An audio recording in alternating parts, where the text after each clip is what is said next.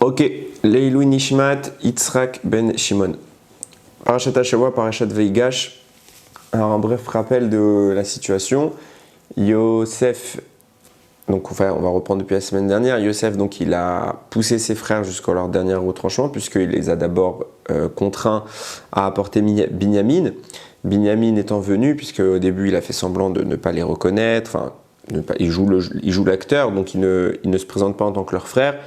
Il fait tout pour que Binyamin arrive, et enfin quand Binyamin arrive dans la paracha de la semaine dernière, tout se passe a priori bien, jusqu'à ce qu'au moment du départ, Yosef cache sa fameuse coupe dans la sacoche de Binyamin, et se servent de cet argument-là pour l'accuser de vol, et donc pour prendre Binyamin en tant qu'otage, mais plus précisément en tant que serviteur, et là interviennent les frères, et s'installe un débat entre Yosef et Yehuda, pour la simple et bonne raison qu'au début, Yehuda pensait que tout le monde était concerné par la prise en otage, par la prise en esclavage, puisque pensait que tous les frères allaient partir avec lui. Et dans ce cas-là, il ne jugeait pas utile d'intervenir, puisqu'il pensait à ce niveau-là que c'était une intervention d'Akadosh Baruch Hu pour les punir de ce qu'ils ont fait en vendant Yosef. Donc pour ça, il n'avait pas vraiment d'argument. On est coupable, on admet notre faute, Yosef peut nous prendre en tant qu'esclave. Mais quand Yosef précise non, je ne veux prendre que Binyamin puisque c'est le seul responsable du vol, les autres n'ont pas volé, le seul que je vais prendre ce sera Binyamin. Là les frères comprennent tout de suite qu'il y a un non-sens puisque s'ils avaient été punis pour la faute de la vente, alors ils auraient dû eux prendre, mais Binyamin il aurait dû être quelque part exempté puisque c'était le seul qui n'était pas présent lors de la vente. Jusque-là, ils ne sont pas choqués que Binyamin prenne puisqu'on sait que quand Israël a Révim Zélazé, on est tous les garins les uns des autres. Donc quand il se passe quelque chose sur la globalité du peuple, même les innocents parfois sont pris dans l'orage. Là, de prendre seulement l'innocent et de laisser tranquille les coupables, c'était un signe clair et net que ce n'était pas pour la vente de Yosef qu'ils étaient punis, mais pour une raison qui est tout à fait frauduleuse. On les accuse de vol, alors ce n'est pas des voleurs. Donc là, tout de suite, Yehuda intervient, et comme il s'était porté garant de son petit frère auprès de Yaakov, il avait mis en jeu son Olam Hazé et son Olam Haba. Donc là, il n'est pas prêt à tout perdre, et il n'est pas prêt, encore une fois, à voir son père continue à souffrir plus que ce qu'il a déjà souffert, donc là il est prêt à tout. Et ouvertement, il va déclarer la guerre à Yosef. Alors c'est pas écrit dans le texte, on avait déjà plusieurs fois parlé de ça, mais là Yehuda s'approche, alors il va tenter l'aspect diplomatique, il va essayer de le calmer, mais en cas d'échec, il est prêt à détruire toute l'Égypte.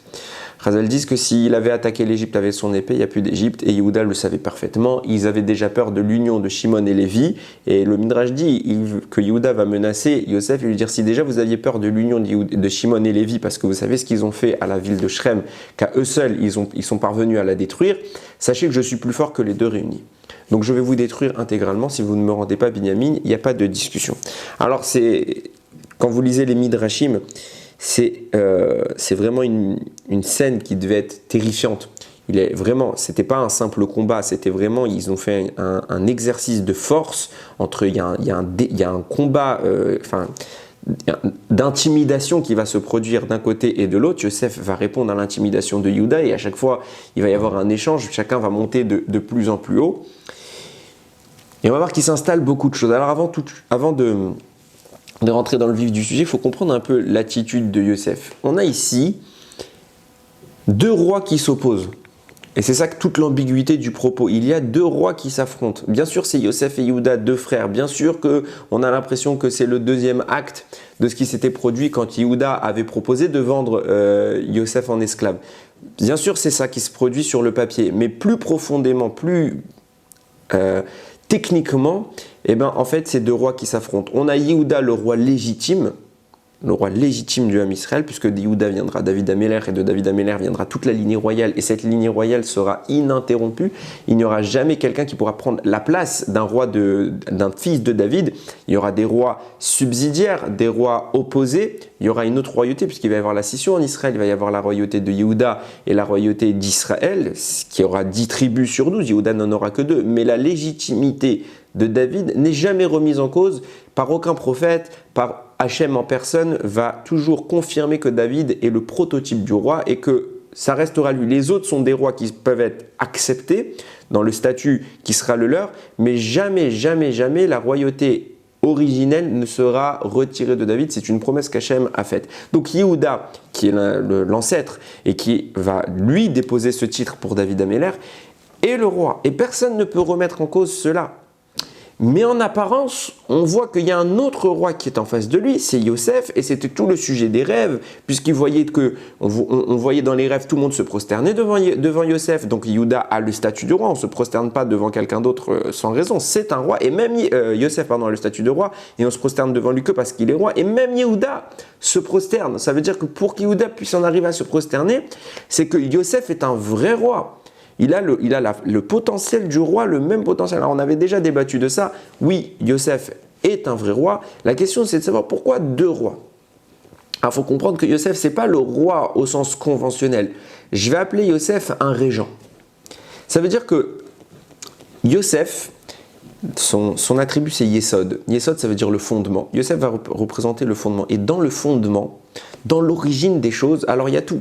C'est comme si je vous parlais de la cellule œuf qui vous a précédé, c'est votre patrimoine génétique. Dans la première cellule qui a été constituée avant que l'être humain apparaisse, c'est ce qu'on appelle la cellule œuf dans le ventre de notre mère. Et bien, il y avait l'information intégrale de ce que nous serons. Le code génétique, l'ADN était complet.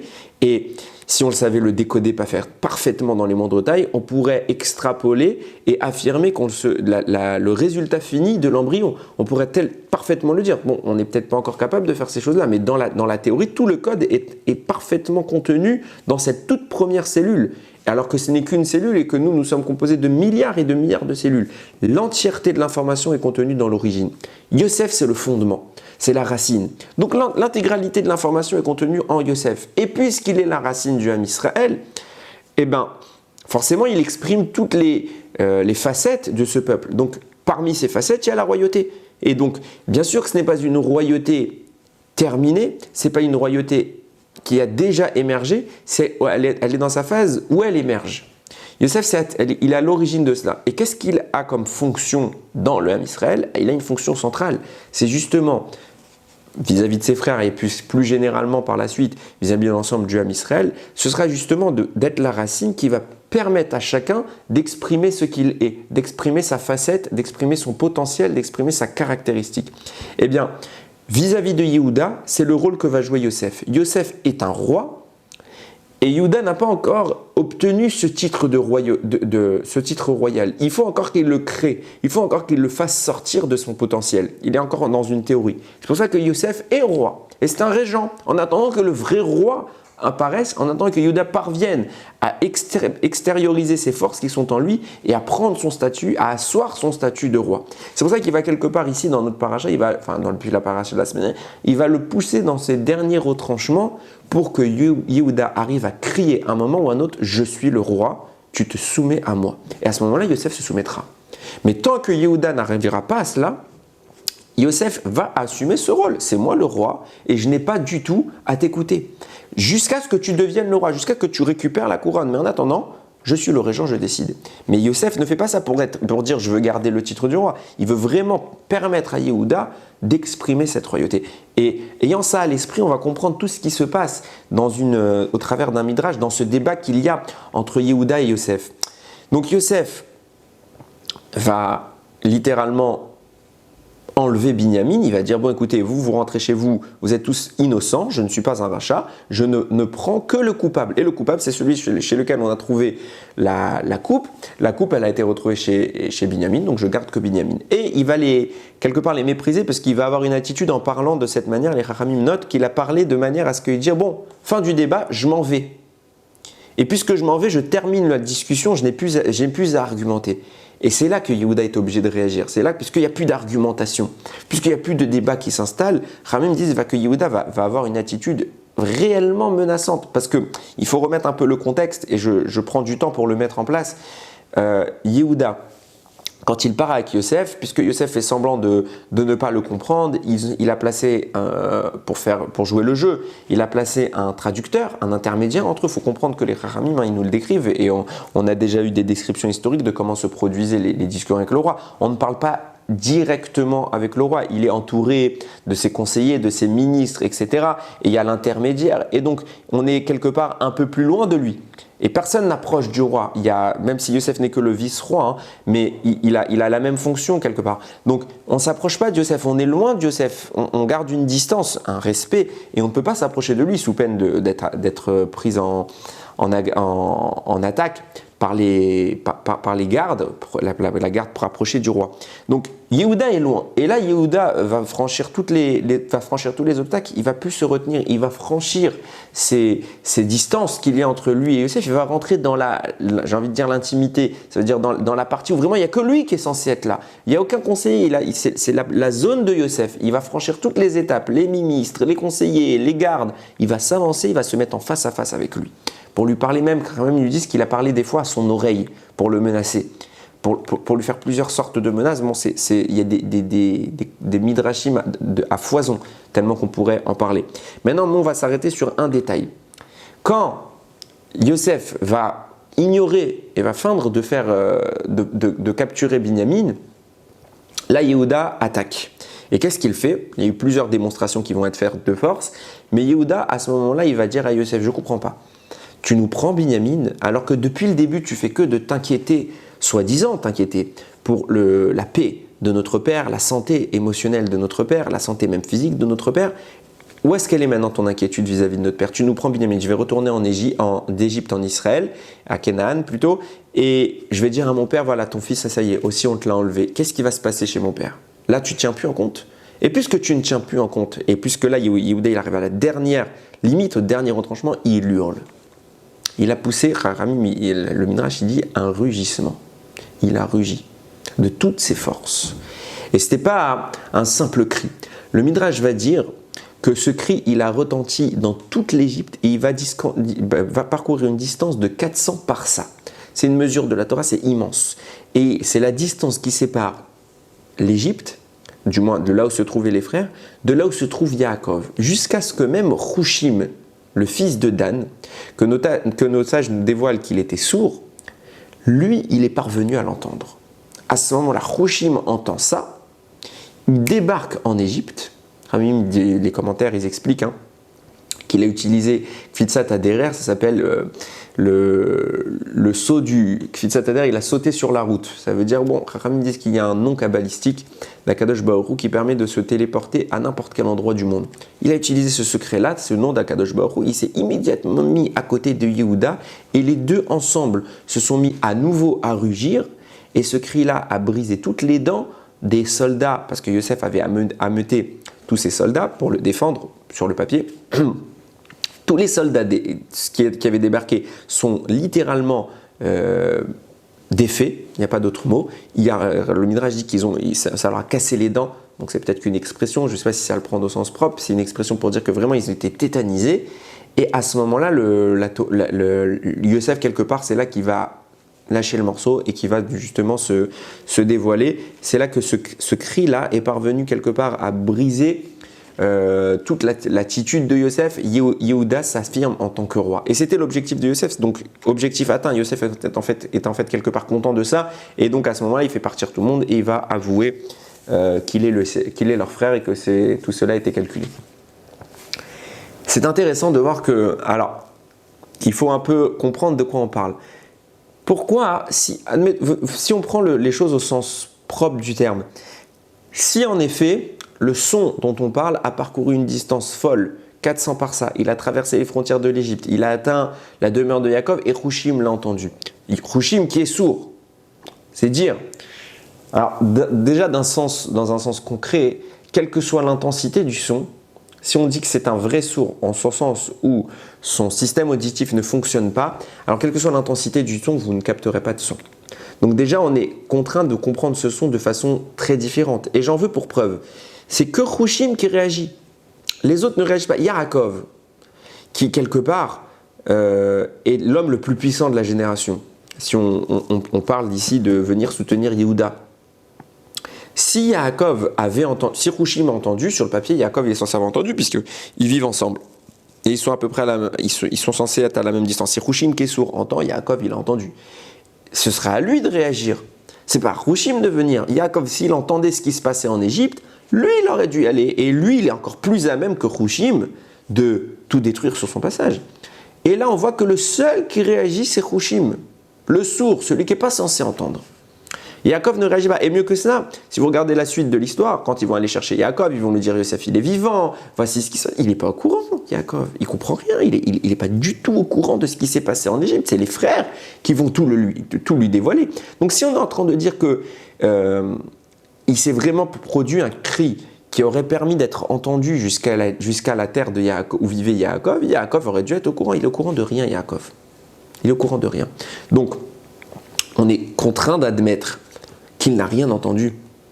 Alors comment se fait-il que Hushim entende? Et que veut dire ce Midrash qui a dit que le son est propulsé jusqu'à 400 par ça? Alors le Radal, il dit clairement, ça n'avait rien à voir avec la puissance du son. Bien sûr, on va pas diminuer les propos du Midrash. Le son devait être titanesque. Et bien sûr que ça tyrannisé les soldats égyptiens. Ils ont eu peur, ils ont été effrayés, ça les a démis, ça a fait tout ce que c'est censé avoir fait. Ça devait être sans doute un son très très violent. Seulement, physiquement, on ne peut pas concevoir qu'il a atteint Hushim. Donc c'est forcément quelque chose de miraculeux. Et le Radal précise le miracle. Il dit, les deux dans la Torah, Hushim descend de la tribu de Dan.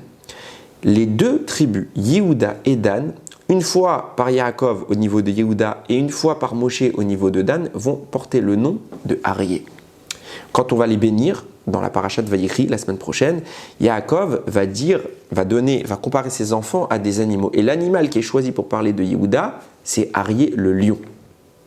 Pareillement, Moshe Rabbeinu, quand il va bénir, avant de quitter le monde, il va bénir les bénis Israël. Quand il va parler de la tribu de Dan, il va employer encore un animal, et c'est le lion. Les deux sont comparés au lion. Et comme Yehuda et Dan sont connectés, Hushim, plus particulièrement, on va le voir tout de suite, va avoir une interaction qui n'a rien à voir avec l'ordre physique du son. Il va y avoir une interaction entre Yehuda et Hushim que seul Hushim pouvait entendre. Le seul qui a entendu ce cri à une distance de 400 parsa, c'est Hushim. Yaakov n'a rien entendu, les gens de Canaan n'ont rien entendu, seuls les gens qui étaient sans doute à côté de Yehuda au moment du cri ont dû entendre un son qui rationnellement pouvait être audible, mais le reste de la population terrestre n'a rien entendu, même s'il était à 200, même s'il était à 300 par ça, ils n'ont pas entendu. Seuls ceux qui ont entendu, le Radal dit même, ça ne s'est pas diffusé dans tous les sons, dans tous les sens. Le son se diffuse normalement de façon homogène dans toutes les directions. Non, le seul qui a entendu dans une ligne droite à une distance de 400 par ça, c'est Hushim. Et ça nous amène à poser deux questions. Pourquoi Hushim? Pourquoi? Quel est le lien? Alors bien sûr, la Torah les compare les deux au lion, car pourquoi Yehuda appelle Hushim? Quelque part, il pousse ce cri pour amener Hushim à réagir. Premier point. Et deuxième point, pourquoi c'est invraisemblable de nous dire que finalement la distance n'importe peu? On s'en fiche, où que soit Hushim, il l'aurait entendu, puisqu'en réalité, c'était le seul en mesure de l'entendre. Donc il est visé par ce message que lui envoie Yehuda, par ce cri que Yehuda lui envoie. Alors, la distance, elle n'importe pas dans ce cas-là. Hushim, qu'il soit à 200, 300, 3000, puisque c'est quelque chose qui était d'ordre miraculeux, il aurait entendu. Alors pourquoi le Midrash s'attarde à nous préciser qu'il était à 400 par ça? Et qu'il a parcouru d'un coup ces 400 par ça, il a réduit la distance. Qu'est-ce que cela vient nous apprendre, puisque la distance ne nous importe pas, une fois de plus. Alors, pour comprendre ça, il va falloir qu'on comprenne qui est Hushim. Il y a un Midrash qui est connu, qu'au moment où Adam Arishon, Hachem va lui montrer, il va lui mettre toutes les générations à venir, Adam Arishon va regarder au fur et à mesure des générations, il va tomber sur David Améler. Il va voir ce David Améler, il va voir qu'il va naître et 3 heures après, il va mourir. Adam Arishon, il dit, pourquoi cet enfant est né et il meurt? Alors bien évidemment, il y a tout un lien, on ne va pas développer, mais on sait que David Améler, c'est le Mashiach. C'est lui qui va donner la royauté d'Israël. Et c'est forcément sur lui que s'arrête Adam Arishon, surtout qu'il y a un lien entre David et Adam. Mais forcément, les yeux de Adam se posent sur David. Pourquoi tu tues Mashiach à la naissance? Hachem, il lui répond, ainsi, ça m'est venu à l'esprit. Quand Hachem répond ça veut dire, ferme ta bouche. Je ne te donne pas la réponse. J'ai décidé comme ça, j'ai mes raisons, je suis Dieu, je décide. Adam Arishon pose à Kadosh Baruch Hu, il lui dit combien de temps je suis censé vivre? Hachem lui répond, tu es censé vivre 1000 ans. Il dit, est-ce que dans le ciel on fait des cadeaux? Ça existe la notion de matana, on peut offrir des choses aux gens, donner ce qui m'appartient, le donner à quelqu'un d'autre. Il lui dit, oui, tu peux. Alors Adam Arishon va répondre à Hachem, alors j'offre à David Améler 70 ans de ma vie, qu'il vive 70 ans à mon compte. Et grâce à ça, on connaît tous l'histoire, David Améler va vivre 70 ans. Seulement, Il y a un autre texte, celui du Zohar, qui ne donne pas la même version des faits. D'après le texte du Zohar, ce n'est pas Adam Arishon qui aurait donné 70 ans à David Améler, c'est 3 autres personnages. Le premier, c'est Avram. Avram aurait dû vivre 180 ans, il a vécu 175 ans. Ce delta de 5 ans, c'est Avram les a cédés volontairement pour les offrir à David Améler. Donc David vivra déjà 5 ans. Yitzhak ne va pas donner d'année de vie parce que le Zohar dit ils viennent de la même racine. Alors peut-être que leur attribut c'est le même, il y a une notion de djinn, mais en tout cas ils viennent de la même racine. Yitzhak ne pouvait pas transvaser sa vie chez celle de David Améler. Il semble qu'il fallait que ça vienne d'une source qui était extérieure.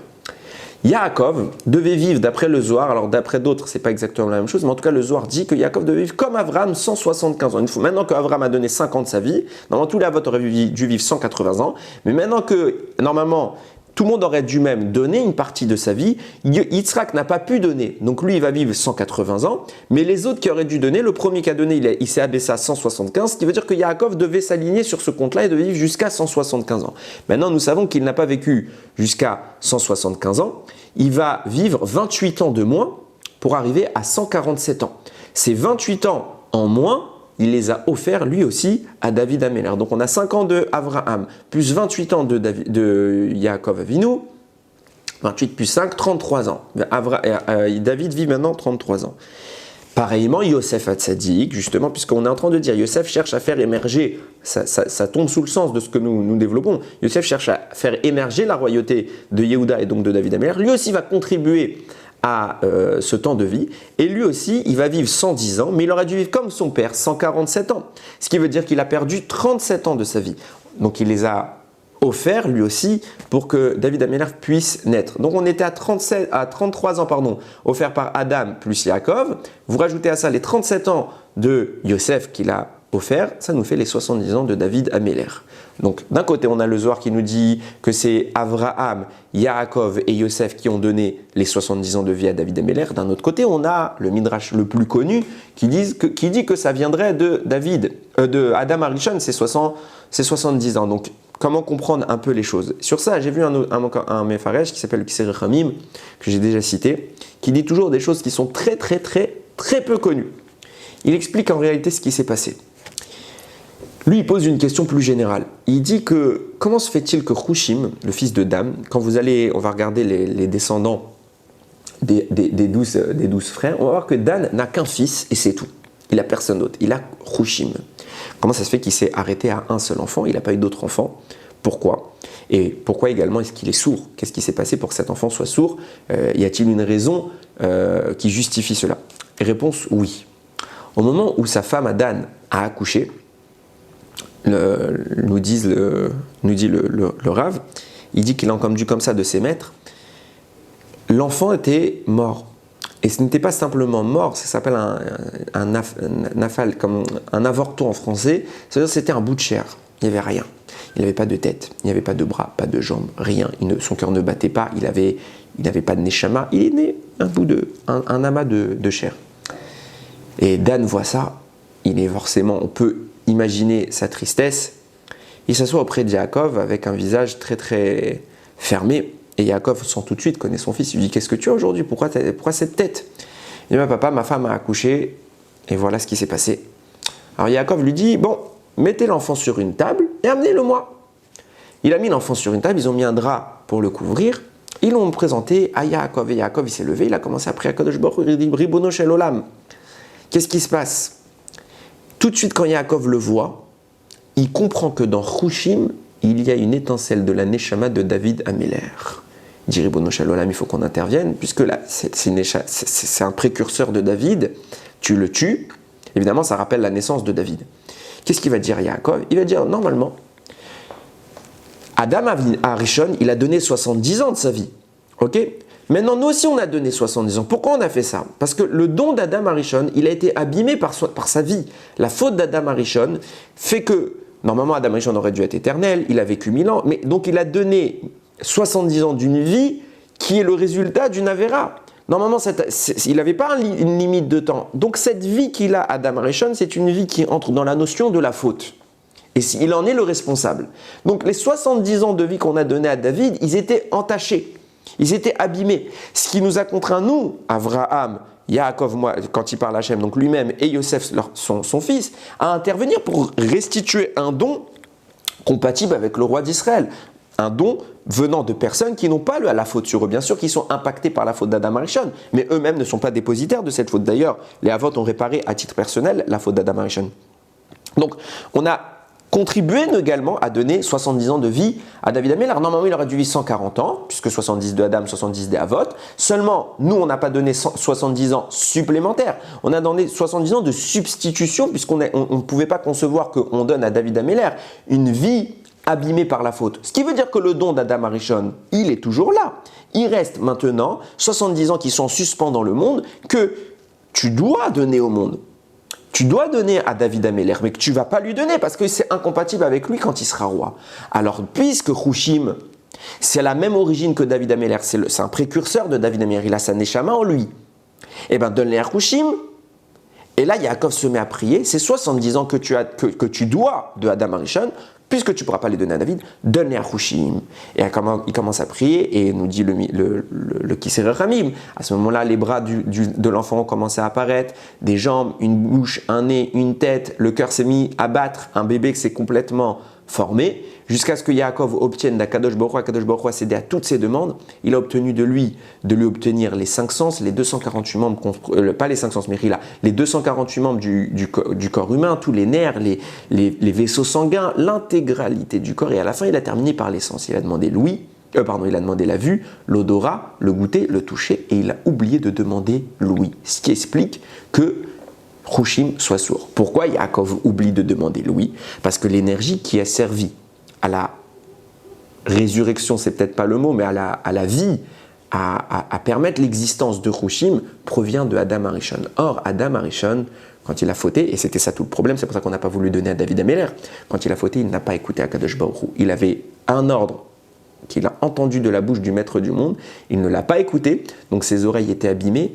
Conséquence de quoi? Dans les énergies que Yaakov va pouvoir solliciter pour donner vie à Hushim, il n'y a pas l'énergie de l'audition. Donc Yaakov ne va pas la demander, il va complètement l'oublier parce qu'il ne l'a pas vu devant lui, et l'enfant va naître sourd.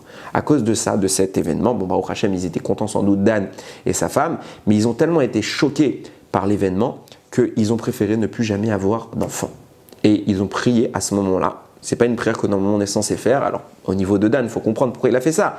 Mais en tout cas, ils ont prié de ne plus jamais avoir d'enfant et sa femme n'est plus jamais tombée enceinte. Le Midrash conclut, le Kisser Ramim, conclut, sache que Hushim n'a pas eu l'audition, mais à la fin des temps, il aura une audition, une ouïe qui est supérieure à tout homme, puisqu'il se révélera en tant que Mashiach. Et quand Hushim, d'ailleurs, c'est les lettres de Mashiach. Et puisqu'il se révélera en tant que Mashiach, ses sens n'auront plus rien à voir avec une affaire humaine. Ils dépasseront l'entendement, il n'entendra plus de la même manière, il ne verra plus de la même manière, etc., etc. On comprend maintenant le lien entre Hushim et Yehuda. Ramim nous dévoile pourquoi les deux sont appelés les lions. Pourquoi les deux ont une étincelle de David Améler? Parce qu'en réalité, Hushim sera le côté maternel qui donnera la vie au Mashiach et Yehuda sera le côté paternel. À savoir que de la tribu de Dan viendra une femme qui sera la mère du Mashiach et de la tribu de Yehuda viendra un homme qui sera le père du Mashiach. C'est l'union de ces deux tribus-là qui permettra l'émergence du Mashiach. Yehuda, quand il crie devant Yosef, c'est parce qu'il répond à l'attitude de Yosef. Il est en train de le provoquer. Yosef est en train de faire émerger le roi d'Israël. Et quand Yehuda crie, c'est un cri incomplet. Le seul homme qui pouvait entendre sur terre, qui pouvait percevoir ce son, quelle que soit sa distance, quelle que soit sa position, c'était Hushim. Parce qu'il y a une résonance entre les deux tribus. Et on est en train maintenant de solliciter la venue du Mashiach. Yosef est en train de faire émerger le Mashiach, est en train de faire émerger le roi d'Israël. Donc seul celui qui est en rapport avec cela peut entendre, pas Yaakov, pas les gens qui sont à côté, Hushim, qui lui a la Neshama de David Améler, le seul être humain qui de surcroît était sourd, qui pouvait entendre Yehuda, c'était Hushim. Hushim entend ça, il se téléporte immédiatement et à deux, ils rugissent à nouveau. Et là, les deux composantes de la royauté d'Israël sont réunies. Yosef abdique. Le roi reprend sa place, Yosef se retire et à ce moment-là, toute l'histoire se termine. À un détail près. Le Sfat Emet apporte quelque chose de très intriguant. Alors j'en avais déjà parlé une fois dans un Dvar Torah. Il est écrit, j'ai pas le pasouk devant moi. Ah voilà. Velo yachol Yosef leit apek lechol anitzavim alav. Quand, à ce moment-là, le roi est là, Yosef craque.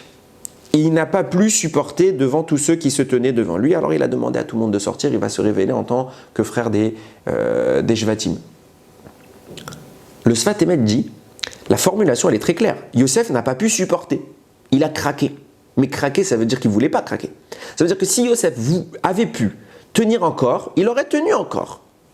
Parce qu'en réalité, Yosef est conscient de ce qu'il va advenir du Ham Israël dans l'histoire. Il est conscient que tout ce qui est en train de se prolonger, de se profiler ici, c'est l'exil du Ham Israël. C'est les forces qui vont venir détruire le Beth Amikdash. C'est les forces qui vont nous sortir de notre terre, nous punir. Et Yosef, conscient de cela, tente d'amenuiser et de détruire ces forces.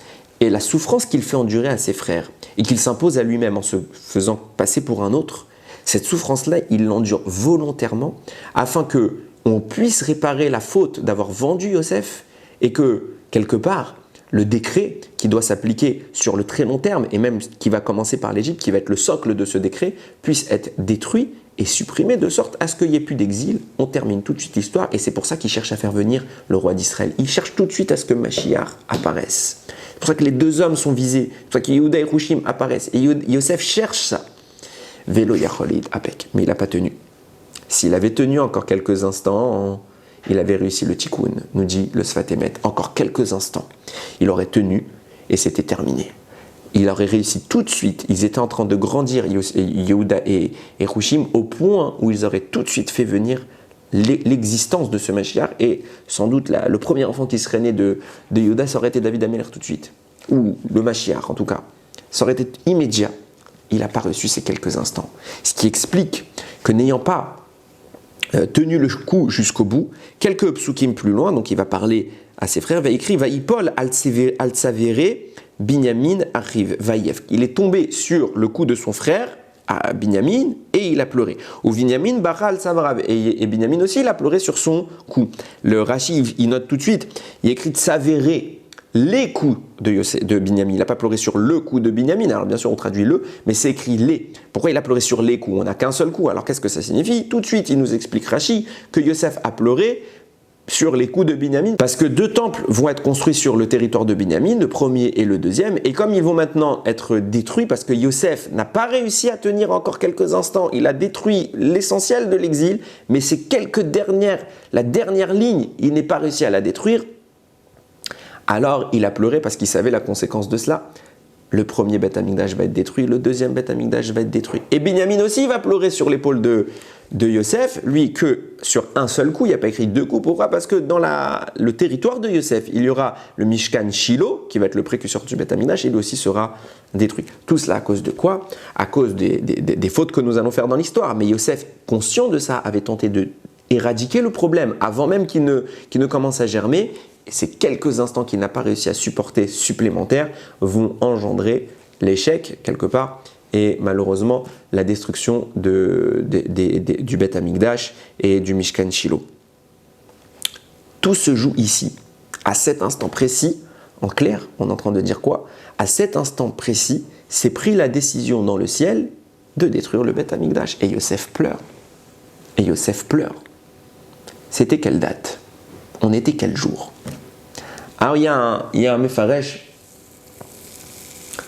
je crois qu'il s'appelle le Pene Arizuta, j'ai peut-être mal retenu, qui fait le calcul de quel jour on était. Alors il part comme ça du principe suivant. Il y a écrit, on l'a dit tout à l'heure dans le Midrash, que la distance qui sépare Yehuda de Rushim, c'est 400 parsa. Or, Ramim, ils font les calculs, ils mesurent ça dans plusieurs endroits. La moyenne d'un homme, un homme normal qui voyage, il voyage 10 parsa par jour. Il peut, s'il fait du non-stop, il fait 10 parsa par jour. Donc ça veut dire que pour faire la distance Égypte, Kenaan, du moins là où se trouvent Yaakov et Rushim, il faut 40 jours, puisqu'il y a 400 parsa, à base de 10 parsa par jour, on arrive à 40 jours de marche ininterrompue. Sur une journée, du moins, de 40 jours successifs. Maintenant, qu'est-ce qui va se passer? Alors, les Midrashim corroborent tout le propos tenu par ce commentaire. Il va se passer que le jour même où Yosef se dévoile en tant que frère, le jour même, il les renvoie chercher Yaakov. Ok, donc déjà ils ont commencé à marcher, donc ils ont mis 40 jours de marche. Ils sont arrivés chez Yaakov et le Midrash dit le jour même où ils sont arrivés chez Yaakov, tout de suite ils sont repartis, il n'y a pas eu de laps de temps. Du moins ils sont arrivés, le jour s'est terminé et ils ont repris la route le jour qui a suivi. Ce qui veut dire que en termes de temps de marche précis, hein, juste le temps de marche, la période où ils ont pu voyager, ça fait 40 jours aller, 40 jours retour. Maintenant, on sait que Yaakov, il est arrivé en Égypte le 15 Nissan. Ok, sachant qu'il y a un deuxième détail à prendre en compte, c'est qu'il est interdit de voyager pendant Shabbat. Donc vous prenez 80 jours de marche depuis le 15 Nissan et vous remontez. Et vous comptez à chaque fois, une fois qu'il y a 7 jours, vous comptez Shabbat. Donc on fait une pause de 1 jour. Donc il faut rajouter tous les Shabbatot où ils n'ont pas pu voyager. J'ai vérifié vous prenez n'importe quel calendrier, ça marche précisément. Nous dit le Pene Arizuta, si tu es arrivé Yaakov le 15 Nissan, en comptant les Shabbatot où tu n'as pas voyagé, en comptant que tu faisais 10 parsa par jour, à base de 80 jours de marche, le jour où Yosef leur a demandé de partir, et donc le jour où Yosef a pleuré sur l'épaule de Binyamin pour la destruction du Beth Amikdash, le jour où Yosef s'est dévoilé, ça tombait bidiouk le 10 Tevet. 10 Tevet, le fameux jour de jeûne, où l'homme Israël jeûne, justement parce que à l'époque du Beth Amikdash, Nebuchadnezzar était venu et avait fait le siège de Yerushalayim.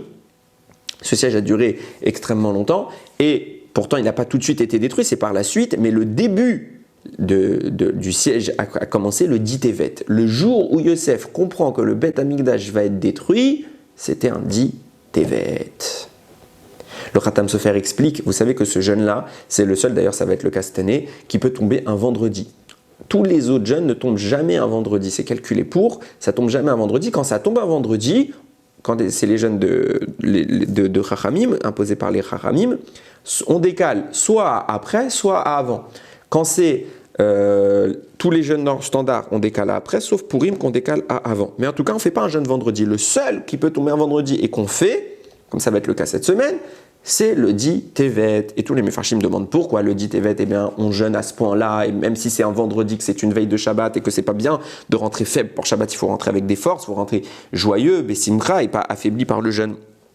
Pourquoi est-ce que le 10 Tevet il est si particulier alors que finalement, de tous les 4 jeûnes qui vont être mis en place en rapport avec la destruction, c'est celui où il s'est juste rien passé. Il s'est rien passé. Ils sont venus devant le Yerushalayim, ils n'ont rien fait, ils n'ont pas réussi à rentrer. C'était une forteresse, Yerushalayim, c'était imprenable. Et les gens en Israël, à Yerushalayim, ils n'étaient même pas inquiets, il n'y avait pas de danger. Donc, ça n'a rien à voir quand il y a eu la première brèche sur la muraille, ou quand on a détruit, en effet, le 9 Av, on a détruit le Beth Amikdash. Non, le 10 Tevet, c'est le jour le plus cool, j'ai envie de dire. Comment se fait-il que ce jour-là on jeûne? Maintenant on comprend, et c'est corroboré par ce que dit le Khatam Sofer. Le Khatam Sofer dit, ce jour-là, dans le ciel, de même que Nebuchadnezzar s'est présenté sur terre devant Yerushalayim pour le détruire, il y a eu un procès qui s'est tenu dans le ciel contre le Ham Israël, avec Akadosh Baruch Hu, avec des forces positives à droite, des forces négatives à gauche, et le débat s'est installé entre la plaidoirie et entre l'accusation et la défense. Et la défense a perdu, l'accusation a gagné, on a jugé dans le ciel que Yerushalayim devait être détruite.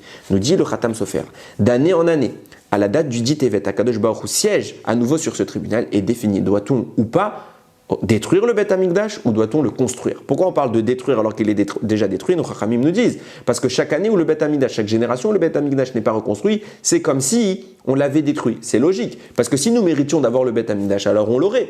Donc ça veut dire que nous, puisque nous n'avons pas le Beth Amikdash, ça veut dire qu'on ne mérite pas de l'avoir. Et si on avait donc été à la génération où il y avait le Beth Amikdash, puisque nous ne méritions pas de l'avoir, il aurait nous aussi, par nos fautes, été détruit. Donc on est aussi responsable que la génération qui a causé la destruction du Beth Amikdash.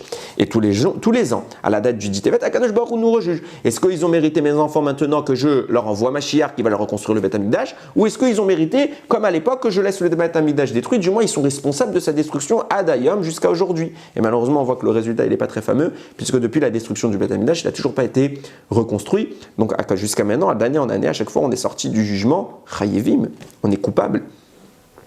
Et tout cela se produit le 10 Tevet, ce qui veut dire que le 10 Tevet est la date où Akadosh Baruch Hu juge.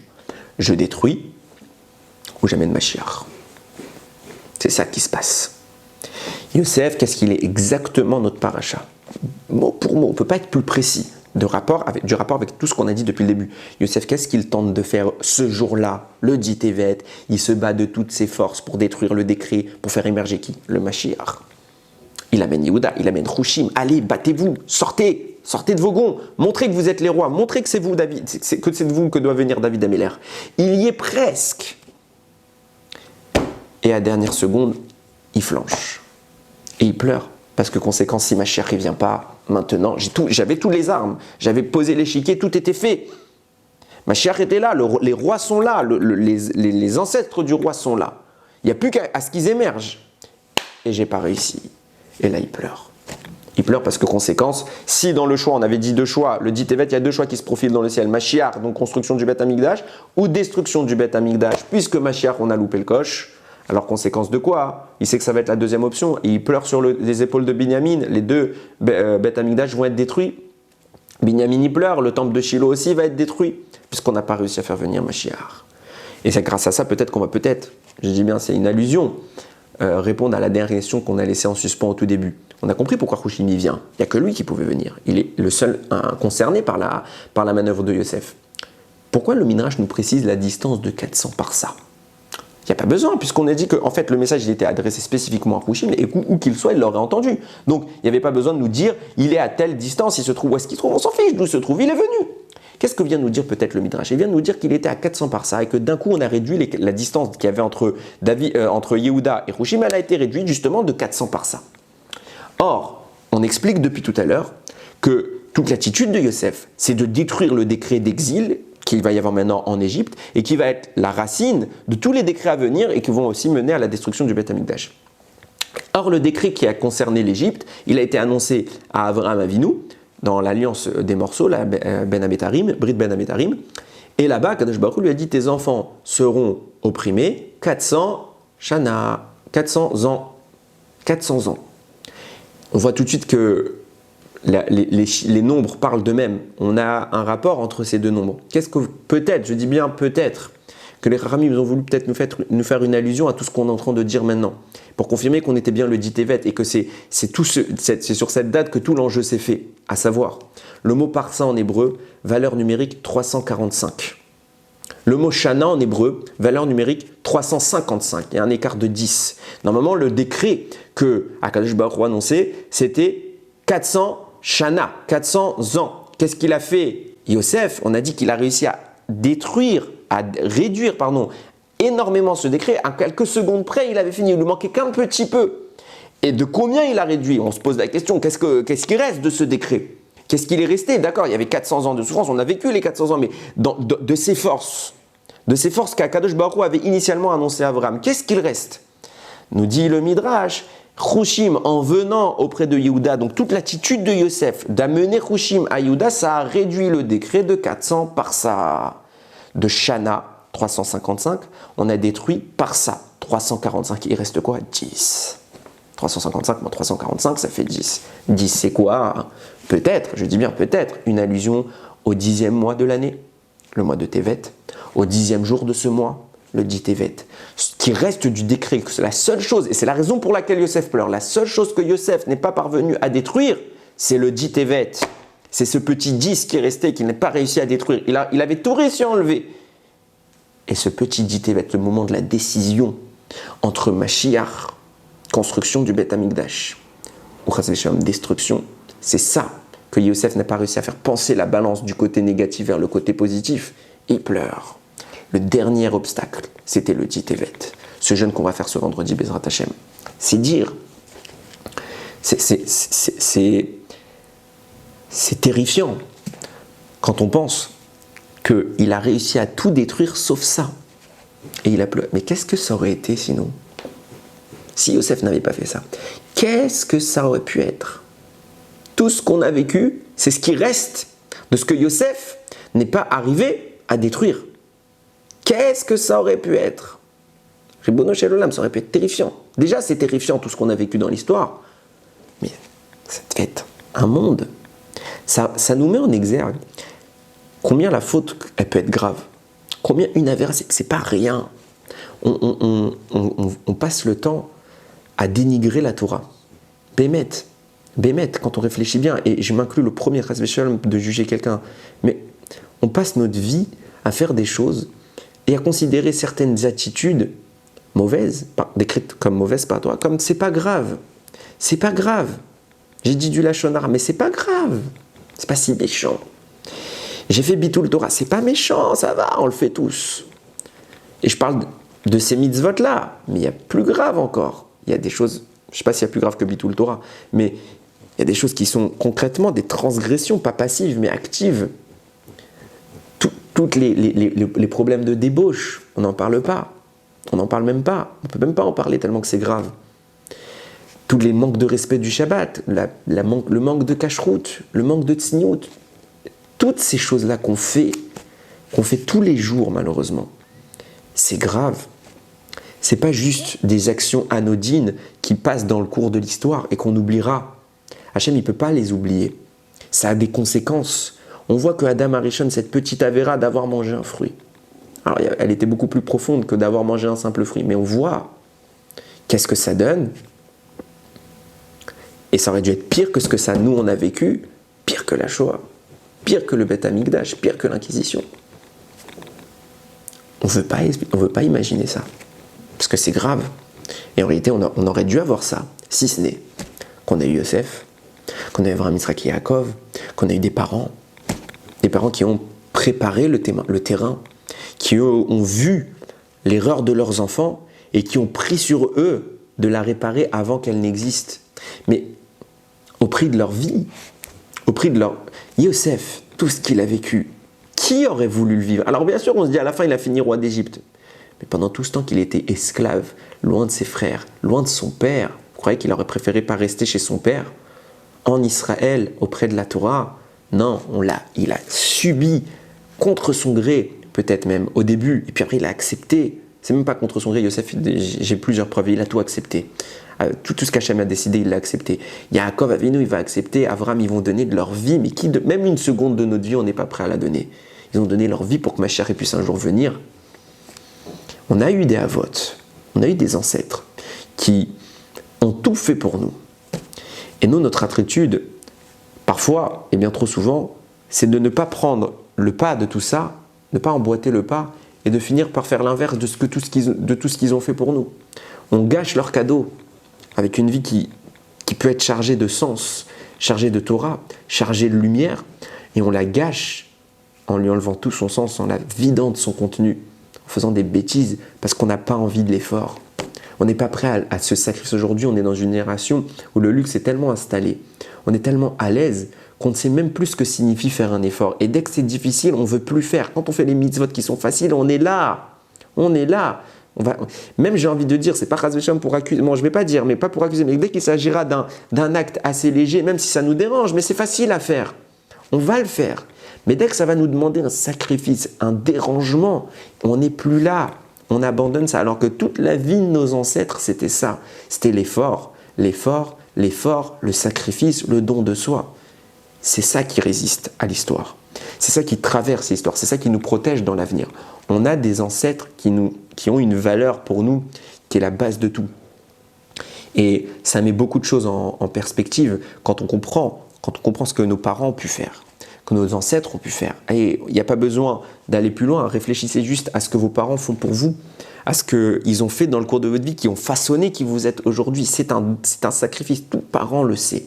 Tout parent sait combien c'est difficile, ne serait-ce que de s'occuper, je ne parle même pas d'élever, de s'occuper, de se lever la nuit pour un enfant, de s'inquiéter pour un enfant. Juste ça, ce don qu'on va faire, ça va forger un enfant. Ça le protège de tant de choses, de tant de problèmes qu'il pourrait avoir dans sa vie. Cette fatigue que les parents donnent. On a une reconnaissance à avoir envers ça. Et quand je parle de reconnaissance, je ne parle pas de dire « Ah merci, vous êtes sympathique ». Je parle d'une reconnaissance pratique, d'une reconnaissance dans les actes. On ne peut pas se défiler à cet héritage qui est le nôtre. On ne peut pas dénigrer des années, des milliers d'années d'histoire, d'efforts, de connaissances d'Akadosh Baruch Hu en quelques instants en disant bah, « écoute, moi c'est difficile pour moi, j'ai pas envie d'être religieux, j'ai pas envie de tout ça, bon je vais être un moite-moite. Un moite-moite, je vais faire Shabbat, je vais manger kasher. » On ne peut pas dire tout ça.